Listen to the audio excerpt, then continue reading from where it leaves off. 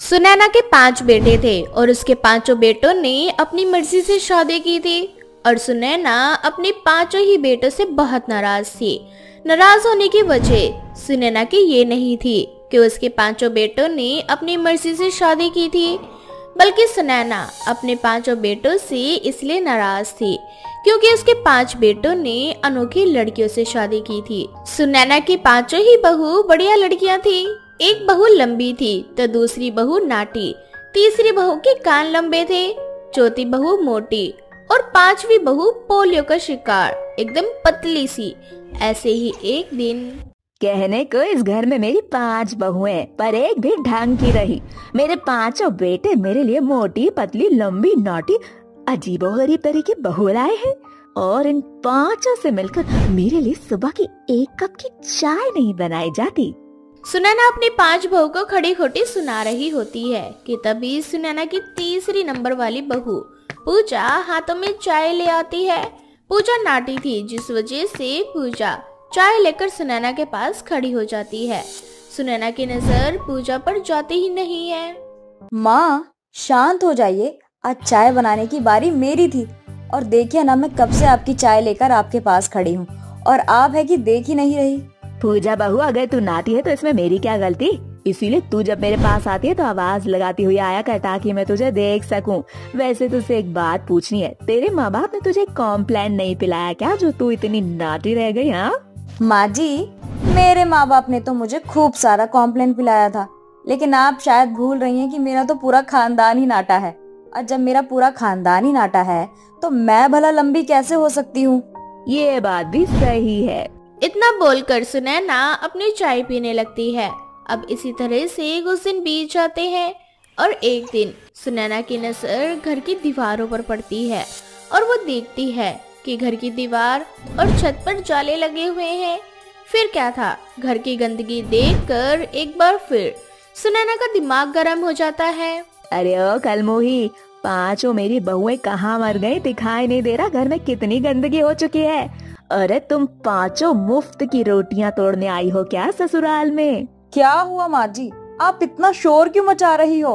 अरे शोर क्यों ना मचाओ तो और क्या करूं? अरे तेरे लंबे होने का क्या ही फायदा जब तू घर के जाले भी साफ नहीं कर सकती।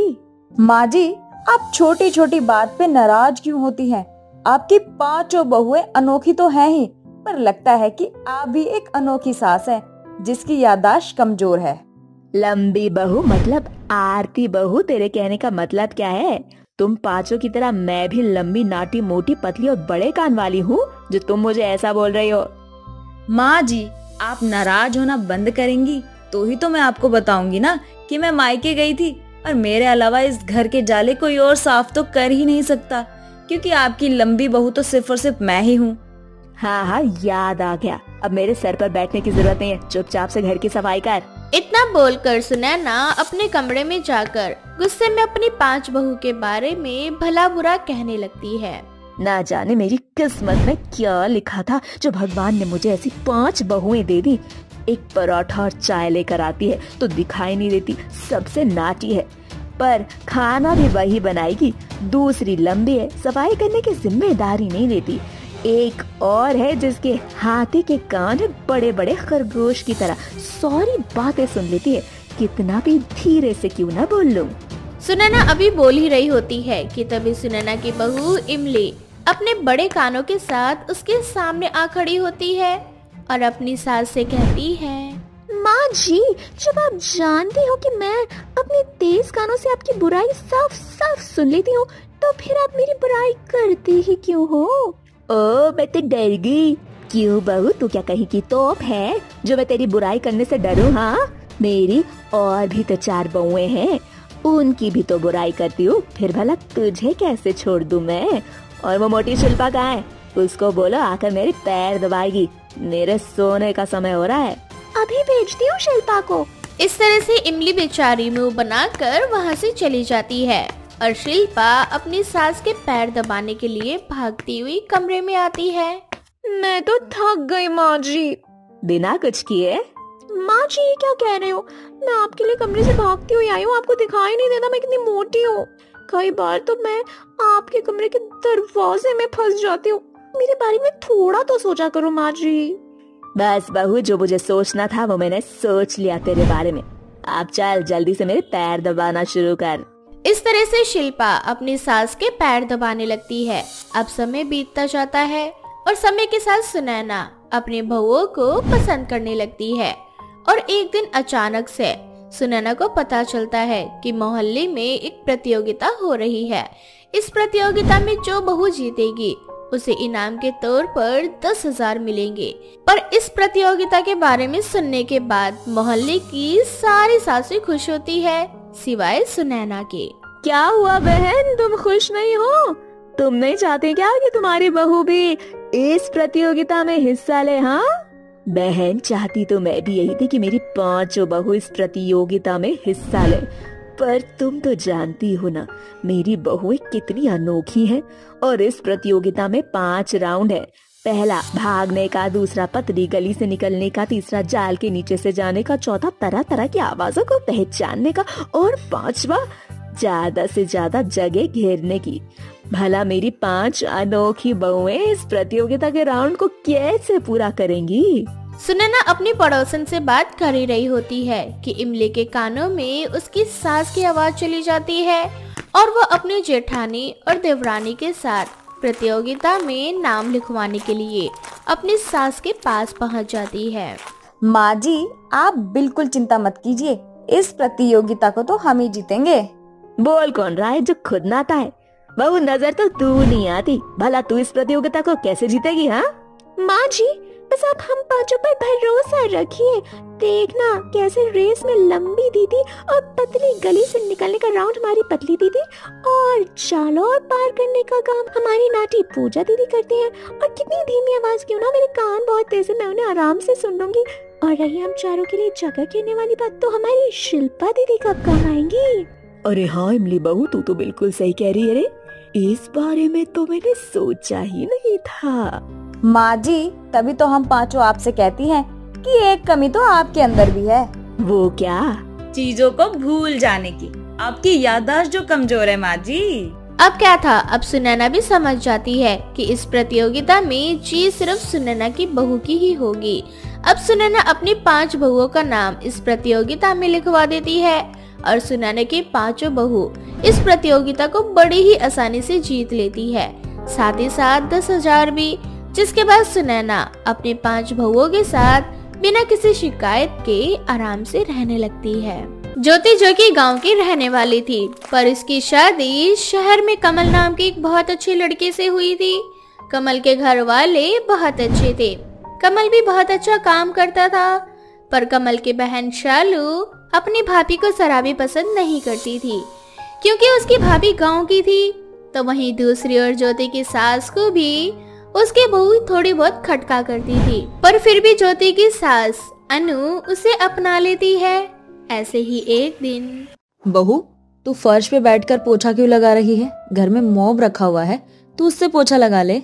वैसे ये मोम का होवत है माँ जी, ओ का है ना, हम गांव में मिट्टी से घर लिपत थे। अब यहाँ तो बहुत ही सुंदर फरस है, इंसान कहीं पर आराम से बैठ सकता है, इसीलिए हम सोचे कि पूरा घर गीले कपड़े से पोंछते। पता नहीं मेरा बेटा कौन सी गांव की गंवार को इस घर की बहू बनाकर ले आया मेरे लिए, लेकिन अब क्या कर सकती हूँ, जैसी भी है इसे ही झेलना पड़ेगा मुझे। इतना सोचकर अब अनु अपनी बहू को मोम से पोछा लगाने के लिए कहती है और धीरे धीरे शहर के तौर तरीके सिखाती है। समय के साथ ज्योति भी काफी कुछ सीख जाती है, पर बेचारी ज्योति हमेशा घर में ही रहती है, जिस वजह से उसे बाहर का कुछ पता नहीं होता। ऐसे ही एक दिन, माँ जी हम का पूछ रहे थे, जैसे सालू दीदी एक कपड़ा पहनती है ना, वैसे ही छोटा छोटा कपड़ा यहाँ पर सब लोग पहनते हैं का? पता है माँ जी, सालू दीदी से पहले हम हीरोइनों को ही सिर्फ छोटा कपड़ा में देखे थे, पर सालू दीदी को देखकर तो हमें लगता है जैसे कोई हीरोइन ही हमारे सामने खड़ी है। हाँ बहू, यहाँ सभी लोग ऐसे ही रहते हैं, यहाँ सारी लड़कियाँ ऐसे ही कपड़े पहनती है। ये गाँव नहीं बल्कि शहर है, इसीलिए तो मैं तुझे हमेशा कहती रहती हूँ कि गाँव की आदतों को छोड़कर शहर के रंग में रंग जा।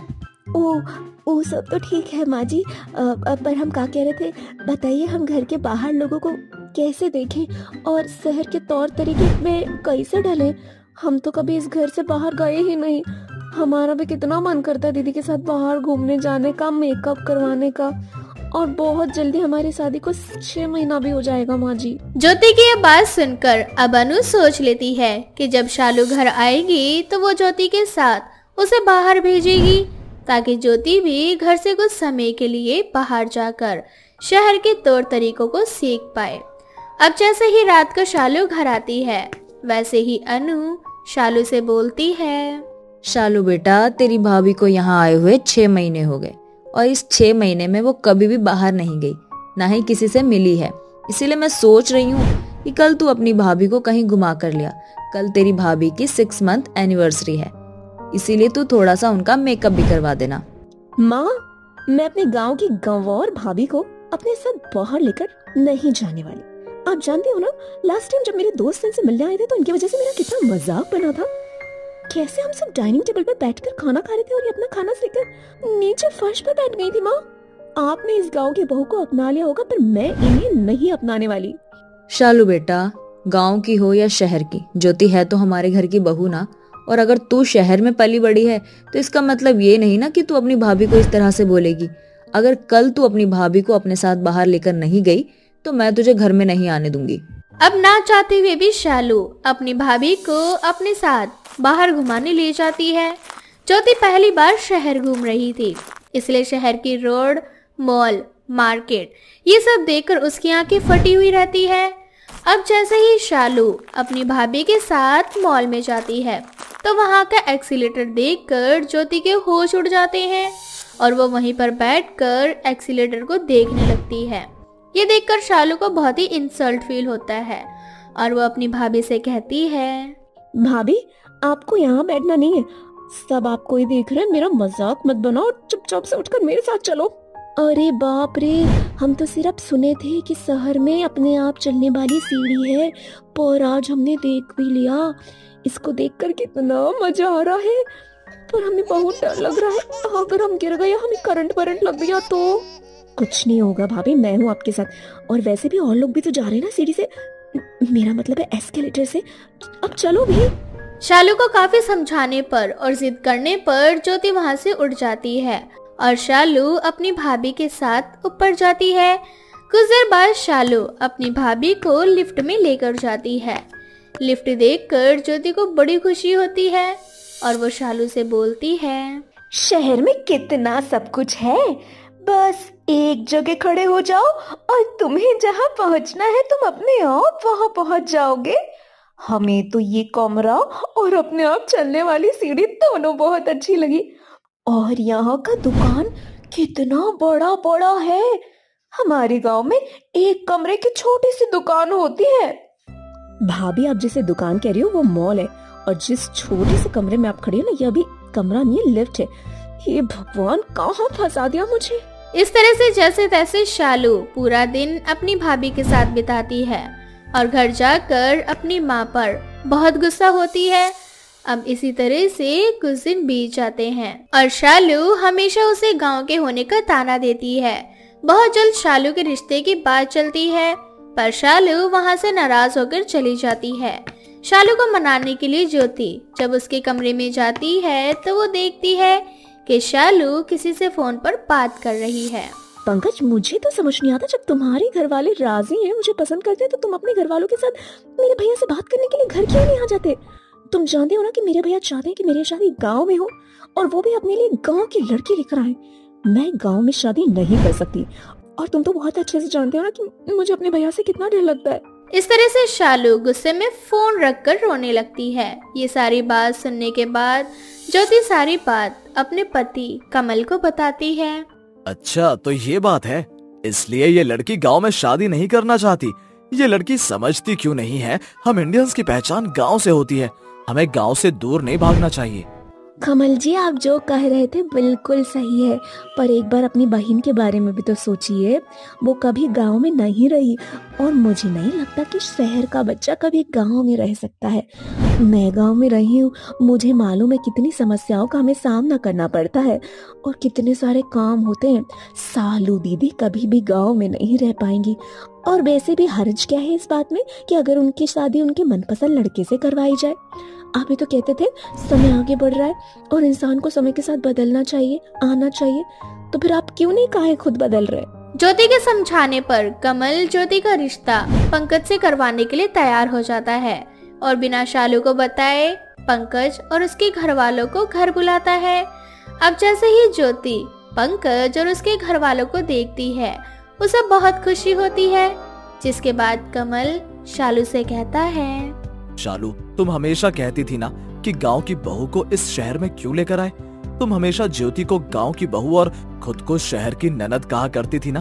देखो, आज तुम्हारे उसी गांव की भाभी ने तुम्हारी शादी गांव में होने से बचा ली। तुम्हारी शादी ज्योति की वजह से ही पंकज से हो रही है। अब तो तुम अपनी भाभी को गांव की बहू नहीं कहोगी ना? कभी भी नहीं भैया, आई एम सॉरी भाभी।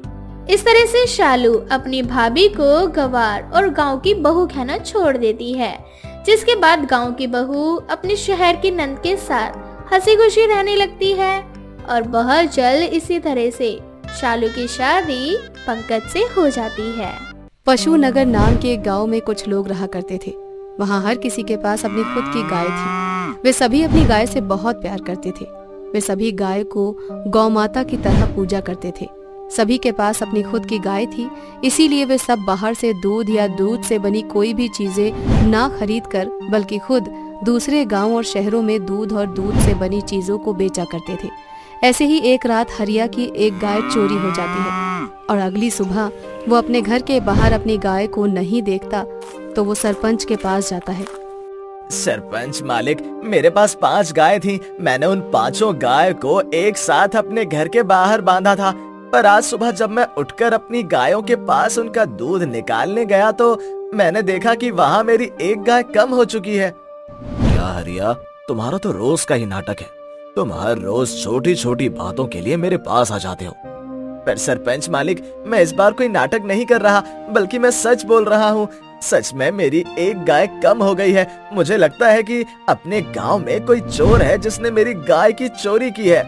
हरिया, इस गांव में सभी के पास गाय है, फिर भला कोई तुम्हारी गाय को क्यों चोरी करेगा? मुझे लगता है रात को तुमने अपनी गाय को सही खूंटे से नहीं बांधा होगा और रात के समय में तुम्हारी गाय कहीं चली गई होगी। तुम चिंता मत करो, तुम्हारी गाय मिल जाएगी। सरपंच की ये बात सुनकर हरिया वहाँ से मुंह बनाकर चला जाता है और घर जाकर अपनी बीवी से बोलता है, आज सिर्फ मेरी गाय चोरी हुई है, इसलिए सरपंच को मेरी बातों पर यकीन नहीं है। वहीं जब गांव में किसी की गाय चोरी होगी तब सरपंच और गांव वालों को मेरी बात पर यकीन होगा। पर अब हम क्या करें? हमारी एक गाय तो चोरी हो चुकी है और हमारी वही गाय चोरी हुई है जो सबसे ज्यादा दूध दिया करती थी। अरे कोई बात नहीं भाग्यवान, जब कल किसी और की गाय चोरी होगी ना तब वो सरपंच मुझे समझेगा। तुम एक काम करो, तुम मेरा बिस्तर गाय के पास ही लगा दो, अब से मैं वहीं सोया करूंगा। अब हरिया की बीवी हरिया का बिस्तर बाहर लगा देती है। हरिया अपनी गाय के पास जाकर सो जाता है और उसकी रखवाली करता है। सुबह होते ही बिरजू नाम का एक व्यक्ति अपना सर पकड़कर बैठ जाता है और रोने लगता है। उसके रोने की आवाज सुनकर सभी गांव वाले उसके पास आते हैं और उससे बोलते हैं, अरे भैया, क्या हुआ? तुम इस तरह से सुबह सुबह क्यों रो रहे हो? तुम्हारे घर में किसी की मौत हो गई है क्या? अरे मेरी गाय चोरी हो गई और ये किसी मौत से कम नहीं है। मेरे पास केवल 10 गाय थी और 10 गाय में से मेरी 3 गाय आज गायब हैं। आखिर कौन है हमारे गांव में जो मेरी गायों को उड़ा ले गया?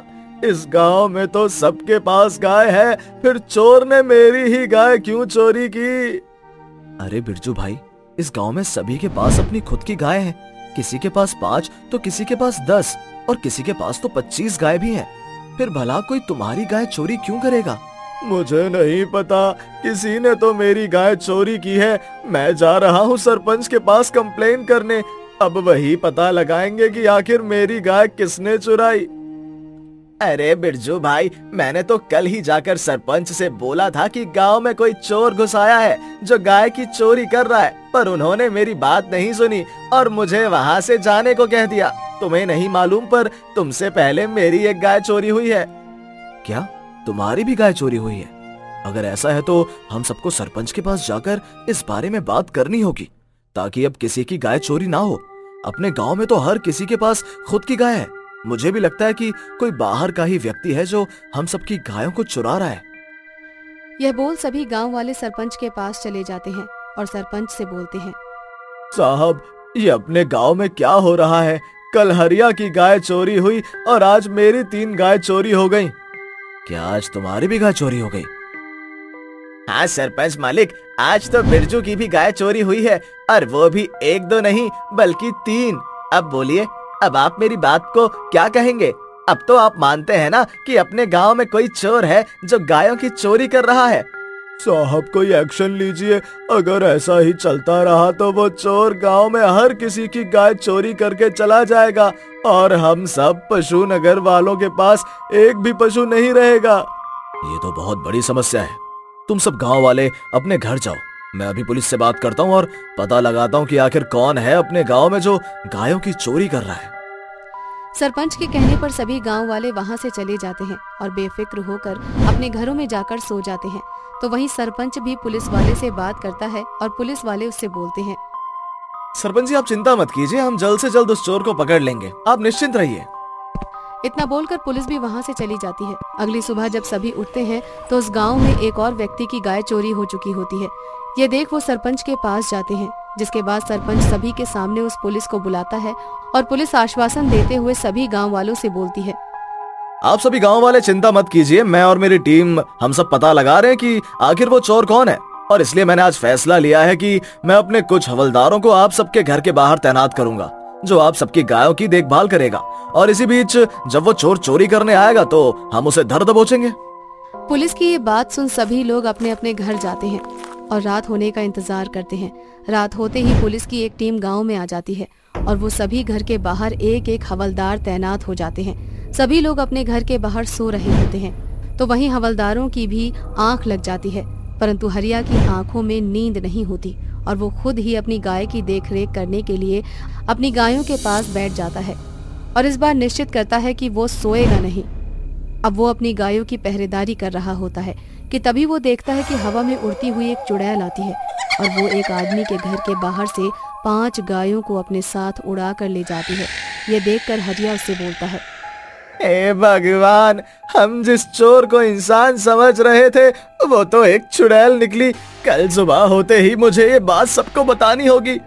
अगली सुबह होते ही हरिया सारी बात गांव वालों को बताता है, जिसके बाद बिरजू सरपंच समेत सभी गांव वालों से बोलता है, मालिक, हम जिस चोर को इंसान समझ रहे थे वो तो असल में एक चुड़ैल है, और एक चुड़ैल से हम लड़ नहीं सकते, इसलिए हम सबको गुफा वाले बाबा के पास जाना होगा। अब सभी गांव वाले गुफा वाले बाबा के पास जाते हैं और गुफा वाला बाबा उन सभी को एक मंत्र सिखाता है। और रात को जब चुड़ैल गाय की चोरी करने के लिए हंसती हुई गांव के अंदर आती है तो सभी गांव वाले वो मंत्र पढ़ते हैं और वो चुड़ैल उस मंत्र की शक्ति में बंद हो जाती है और जोर से चिल्लाते हुए कहती है, देखो गांव वालों, मुझे यहाँ से गाय लेकर जाने दो। अगर तुमने ऐसा नहीं किया तो मैं तुम सबको मार कर खा जाऊंगी। अरे, जब तू इतने दिनों से हमारी गायों की चोरी कर करके उन्हें मार कर खा रही थी, तब क्या तेरा पेट नहीं भरा जो अब तू हमें मारने की धमकी दे रही है? देखो, मुझे बहुत पीड़ा हो रही है, ऐसे में मैं मर जाऊंगी। अगर तुम सब गांव वालों मुझे जाने दोगे तो मैं तुम सबको तुम्हारी गाय वापस कर दूंगी। ठीक है, तू हम सबकी गाय हमें वापस कर, हम तुझे यहाँ से जाने देंगे। तुम मुझे पहले छोड़ोगे तो ही मैं तुम्हारी गाय तुम्हें दे सकती हूँ, क्योंकि मैंने उसे मार दिया है, इसीलिए मैं उसे जिंदा नहीं कर सकती। अगर इस हालत में तू हमारी गाय को जिंदा नहीं कर सकती तो तुझे मरना होगा। जिसके बाद वो चुड़ैल उस मंत्र शक्ति के अंदर बंधी बंधी तड़पती रहती है और हरिया बिरजू एक मशाल लेकर उस चुड़ैल के ऊपर डाल देते हैं, जिससे वो चुड़ैल तड़पती हुई मर जाती है और सभी गांव वालों को उस गाय चोर चुड़ैल से मुक्ति मिल जाती है।